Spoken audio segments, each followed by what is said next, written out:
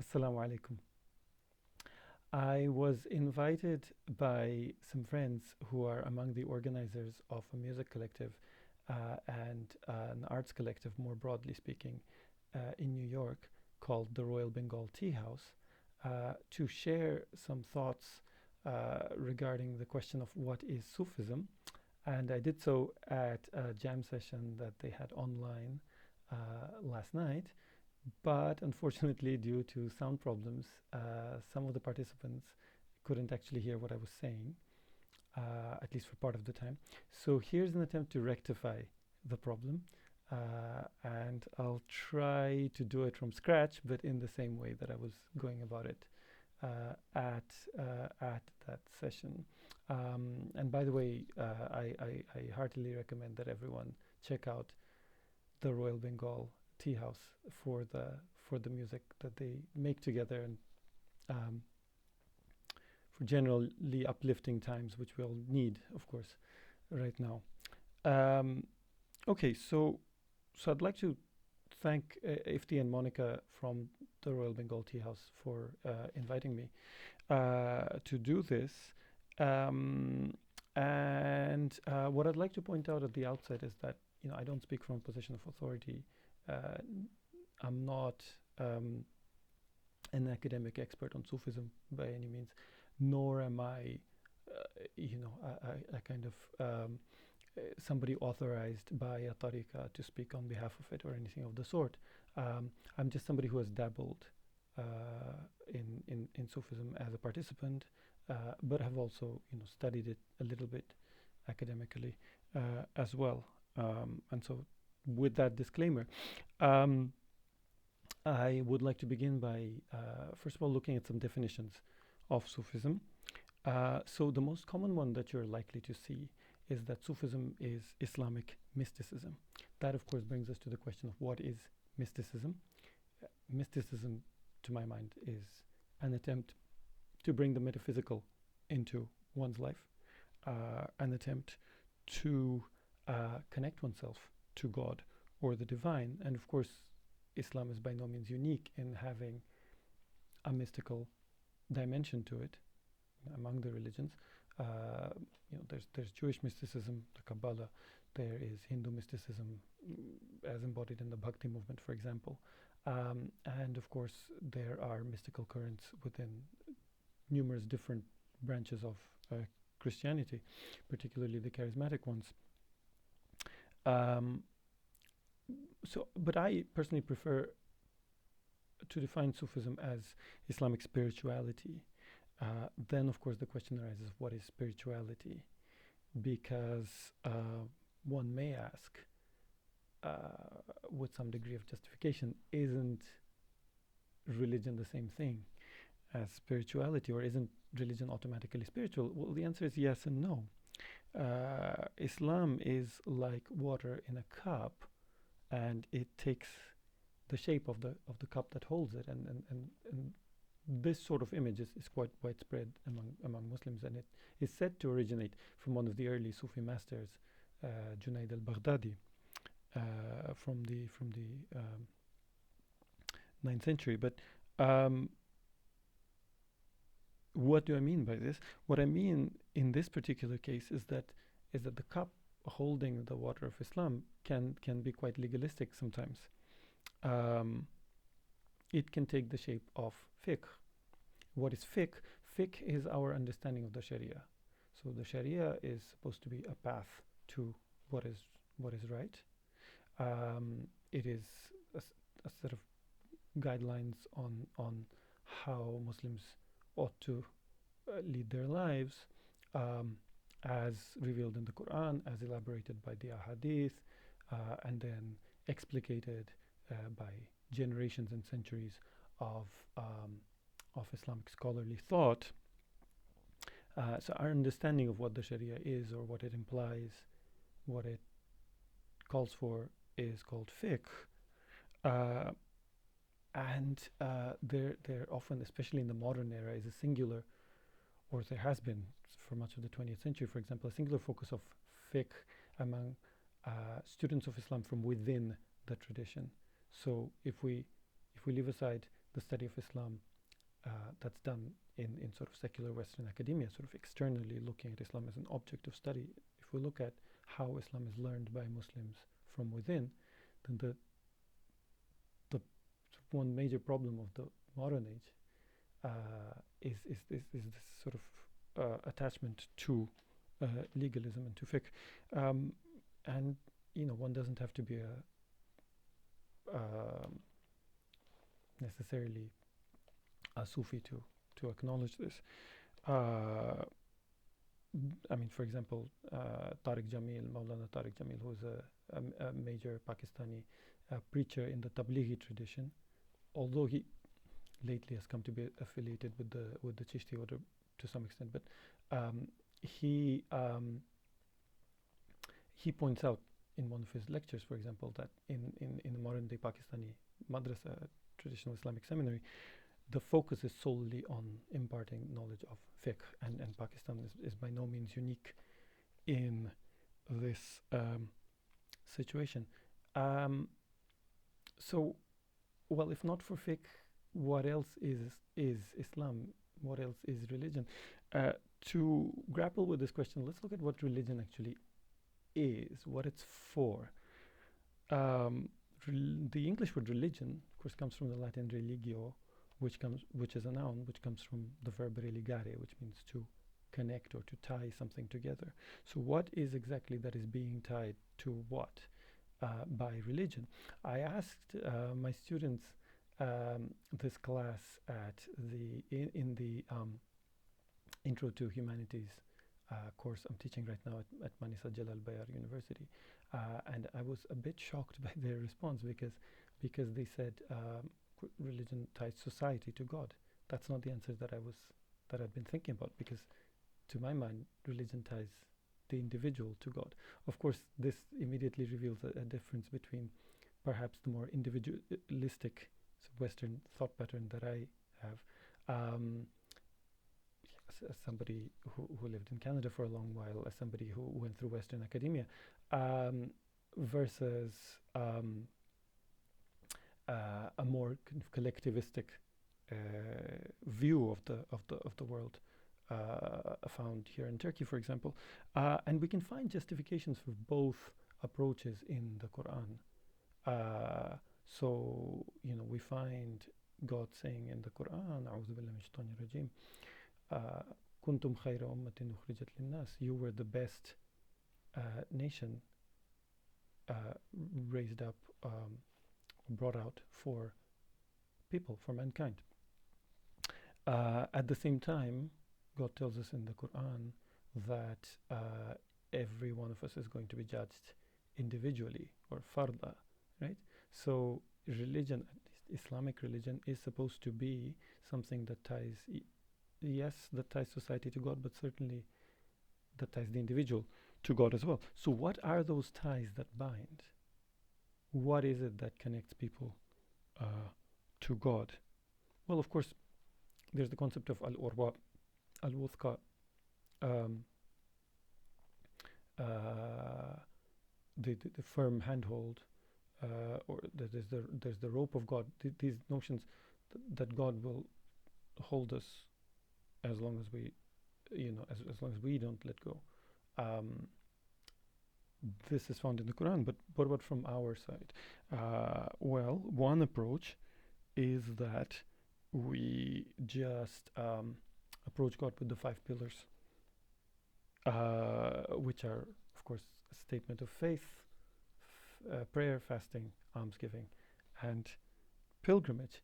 A more scholarly approach would be to say, well, we approach God by observing the details of the law, and this approach can be found, not just in Islam, but in Judaism as well.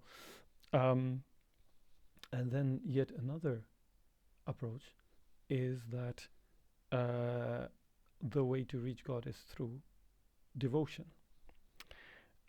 So again, coming back to this issue of what is spirituality and what is it for, well, it can be a vehicle to build a personal, private relationship with the divine that is beyond the external facets of the law, and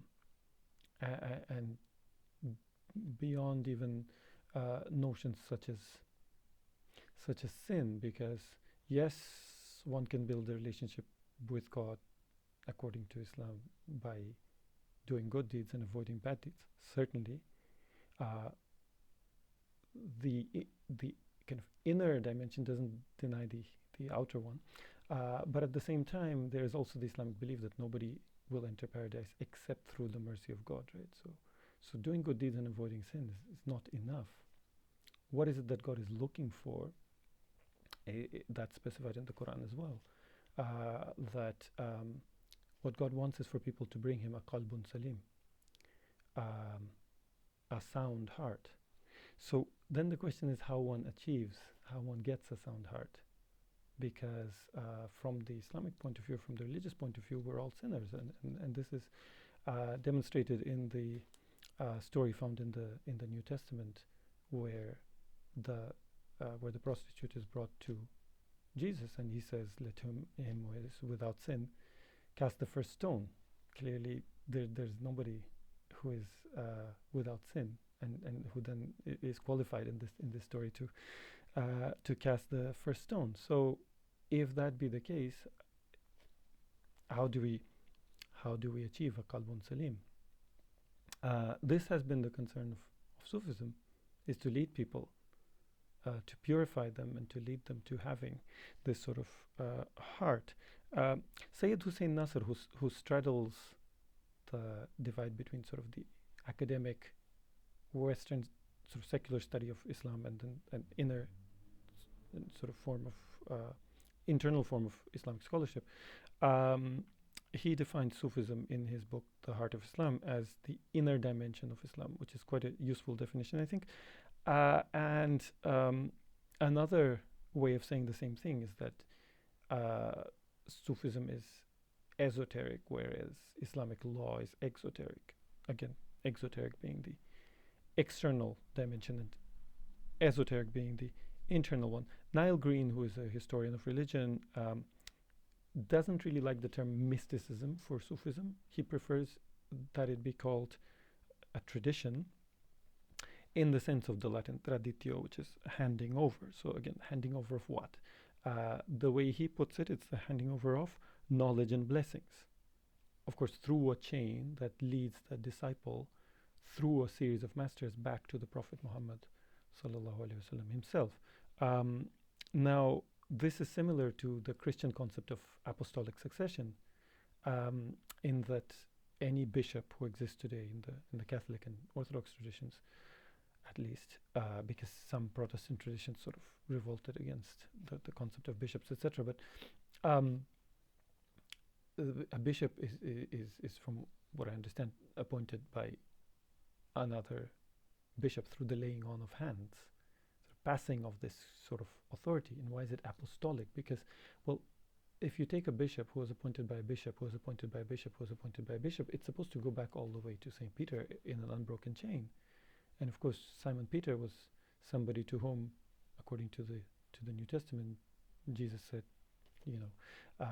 whatever you bind shall be bound in heaven, whatever you loose shall be loosed in heaven. And he handed him the keys to both worlds, as it were.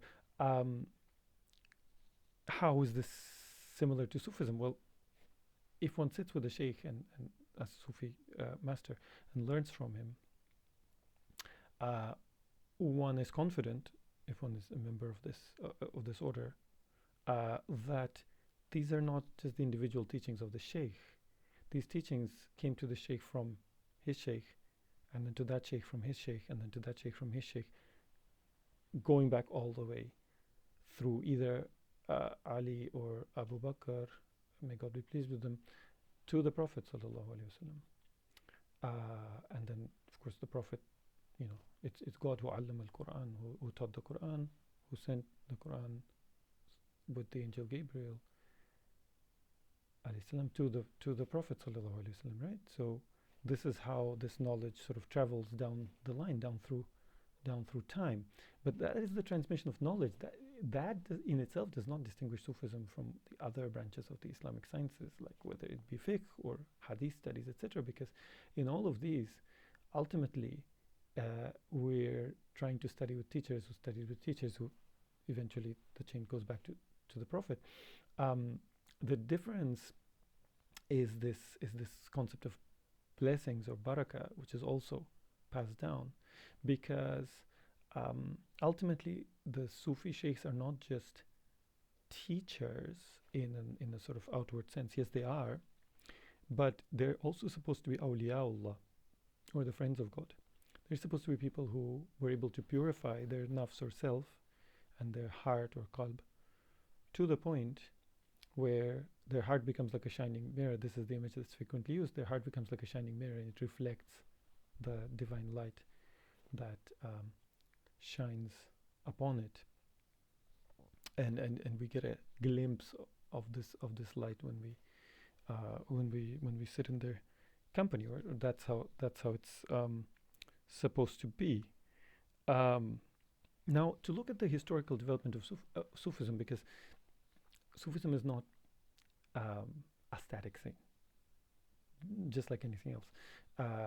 You can't just point at something, and say this is Sufism and expect it to be the same, now in the 21st century as it was 1,000 years ago, etc.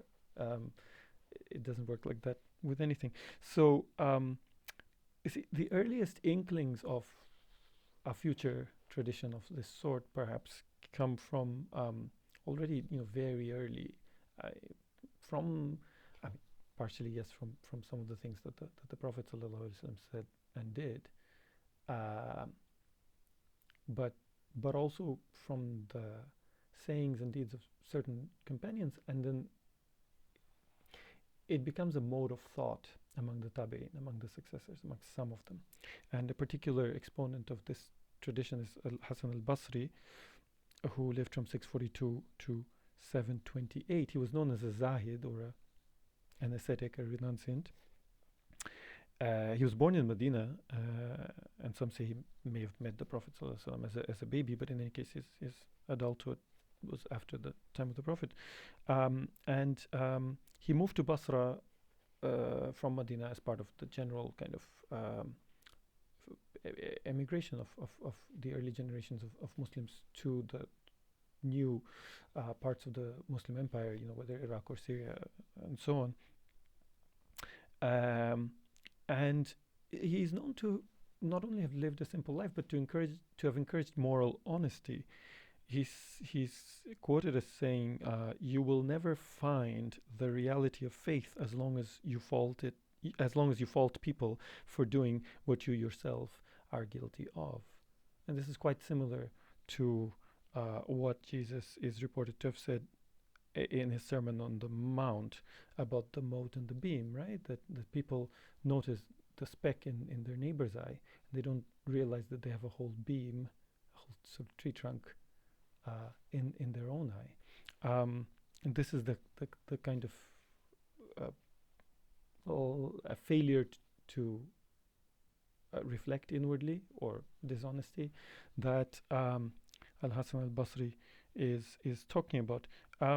But there was no concept of Sufism as such at the time of al-Hasan al-Basri. It came a bit later. It really developed at the time of the Abbasids. So, after the time of the Prophet ﷺ, you had the four rightly guided caliphs, Abu Bakr, Umar, Uthman, and Ali. May God be pleased with them. And then you had the Umayyad Caliphate, and then the Abbasid Caliphate. And the Abbasid Caliphate lasted, from the mid 8th century until the mid 13th century, and many of the things we know and do today actually originate from that era. So, for example, the scales in which we recite the adhan, the call to prayer, are said to have originated then. In the way we divide a meal into courses, whether in the Muslim world or in the West, which eventually got it through Islamic Spain, that originated in the Abbasid era. Works of literature like the Arabian Nights, their early versions, originated in this era as well. And many other things, but Sufism is one other thing that began then and is still very much with us. Obviously, you know, it too is subject to change over time, but the origin takes us back there. Um, Again, so it developed according to Ahmed Kara Mustafa, and here's a plug for McGill, for my alma mater, because he's somebody who did his PhD at the Institute of Islamic Studies, where I did my MA, and it even had the same advisor as me, Professor Turgay. He points out that Sufism crystallized around the ascetics of Iraq in particular. That's where the term appeared, and then it spread outwards. So again, one sort of leading Sufi before the term was used was Rabi'ah al-Adawiyya, who lived in Basra and died in the year 870. She is famous for having said, "O Lord, if I worship you for fear of hell, then burn me in hell. If I worship you because I desire paradise, then exclude me from paradise. But if I worship you for yourself alone, then deny me not your eternal beauty." But then these were sort of individual ascetics who were admired by society, but they didn't form the nuclei of groups of followers. Where this was the case later was with people such as Junaid al-Baghdadi, who lived from 835 to 910. He's one of the first people to have systematized Sufism. So he promoted not just asceticism, but also sort of devotion to worship, also dhikr, the remembrance of God, perhaps through particular formulas, sincerity or ikhlas, contemplation or meditation, known as muraqaba in Arabic. And then he taught that all of these, if successfully implemented, would lead one to fana, which is annihilation. And the annihilation of what? Of one's self, of one's soul. So that then one becomes, as it were, a vacuum, and then what flows in is God. In this case, one disappears, and all that's left is God. One is united. And then one comes back. If you want an image to kind of help us picture that or visualize that, think of Gandalf the Grey from The Lord of the Rings, who has to go through death after he fights with the Balrog of Morgoth, and then he comes back to life, more glorious because he's been purified, and comes back as Gandalf the White. His powers are enhanced, etc. Now, getting back to Sufism, the idea is, yes, once you die to yourself, you die to the world, you are then united with God. And then, of course, Sufis will bring up the Hadith Qudsi, the sacred Hadith, as it were, where the Prophet ﷺ quotes God as saying that, that my servant sort of approaches me by doing the required acts of worship. I'm paraphrasing a little bit, and then he comes even closer to me by, or rather, he then starts doing supererogatory, sort of voluntary acts of worship until I love him, and then I become the sight with which he sees and the hearing with which he hears, and so on. So that stage, how does one reach it? Practically speaking, well, Junaid actually laid out a kind of roadmap towards this, and made it seem actually practically possible to walk down this road. And so, for over 1,000 years since then, that's what seekers or murids have been trying to do. So, like I was saying, according to Ahmed Kara Mustafa, the word Sufism, Sufism, Tasawwuf, yeah, that came a bit later. But the word Sufi for a person of this disposition started being used in Baghdad and spread outwards. The Sufis themselves were called Sufiya, right? Um, and what they were doing started being called Tasawwuf, or Sufism in English. And then, of course, they differentiated themselves into a number of different orders or brotherhoods, paths, really, turuq, singular tariqa. Another major exponent of Sufism was Ibn Arabi. Now, Junaid was given the title of Imam by his followers. Ibn Arabi was given the title of Al-Shaykh al-Akbar, the biggest sheikh. He was born in Spain, and then he eventually moved to Syria, where he died. He lived from 1165 to 1240, and he wrote Al-Futuhat al-Makkiyah, the Meccan revelations, or openings, literally. And he's said to be the originator of the idea of Wahdat al-Wujud, the unity of existence, although he doesn't use this term himself, but the idea is attributed to him. And the idea being that ultimately the only being is God. All the rest of us are just sort of shadows. In a sense, our existence is illusory because we are fully dependent on God, and it's sort of Ibn Arabi's extension of monotheism. This idea that not only is there no divinity beyond God, but if you think about it deeply, there's nothing at all that's real beyond God. This idea percolated into mainstream Islam to some extent, in the sense that Shaykh Abdal Hakim Murad, for example, says that the world is a theophany of the divine names, right? It's the interplay of different divine names manifested kind of in a physical sort of form. Not to say the world is God, right? That would be pantheism, and that's not what Muslims teach. Another major Sufi thinker was Jalaluddin al-Rumi, who is known as Maulana, who lived from 1207 to 1273. He was born most likely in Afghanistan, though some say in today's Tajikistan, and then he came to what's now Turkey, what was then the Seljuk Sultanate of Rum, hence his name Rumi. And he, of course, became one of the greatest Sufi poets of all time. Mostly he wrote in Persian, but also a little bit in Arabic and Turkish and even Greek. And his Masnawi, couplets, thousands of couplets, this book begins with these lines: hearken to the reed flute, how it complains, lamenting the banishment from its home.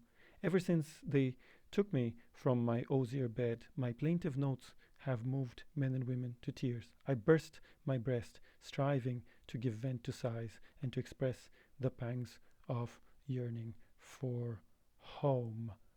What is home again? Being with God. That is home, and the flute is the soul that's separated from God by being sent into the world, and it yearns to return to God. Now, I was asked, perhaps this is a good place to do it. I was asked during the session by the Royal Bengal Tea House about the connection between Sufism and music, and here Maulana Rumi talks about the flute. Of course, that has that metaphorical meaning, but it does have a sort of a physical, literal meaning as well. What I said in my answer last night was that dhikr is the key way today that Sufis try to reach God. Dhikr, the remembrance of God, by repeating the names of God, repeating certain lines from certain verses from the Qur'an, repeating blessings on the Prophet ﷺ. These different ways. Now, each Sufi tradition, each Sufi tariqa or path has its own dhikr, but the goal ultimately is the same. The goal is God. I myself, living in Montreal, Montreal is incredibly rich in its diversity of the different Muslims who live there, and the different Sufi orders that one can find there. So while living in Montreal from 2004 until 2019, I have had the good fortune of attending dhikr with the Naqshbandi Nazimi order the Rifa'i order, the Ba'alawi order, the Qadiri Butshishi order, the Shadili Darqawi Burhani order, and the Tijani order. So one can compare and contrast a little bit. And although more than the others, I tend to visit the Naqshbandi Mosque on Avenue Fairmount West. But in any case, certain Sufi orders do their dhikr silently, inwardly, in a group, but silently. Of course, one can always do it individually as well, and one is supposed to keep one's tongue moist with the remembrance of God, as the Prophet ﷺ is reported to have said in a hadith. But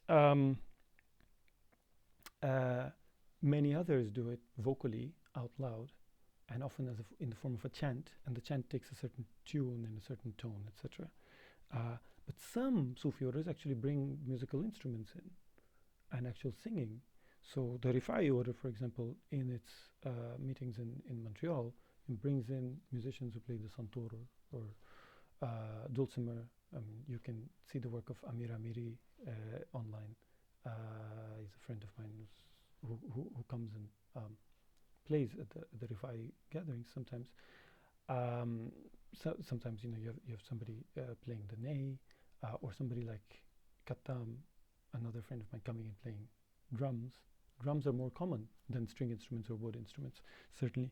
But particularly in the Anatolian tradition, and of course in Anatolia right now, the Asian part of Turkey, in the Anatolian tradition, music has been a very important part of Sufism, and this is indicated in the literal meaning of Maulana Rumi's verse, even if the metaphorical one is the more important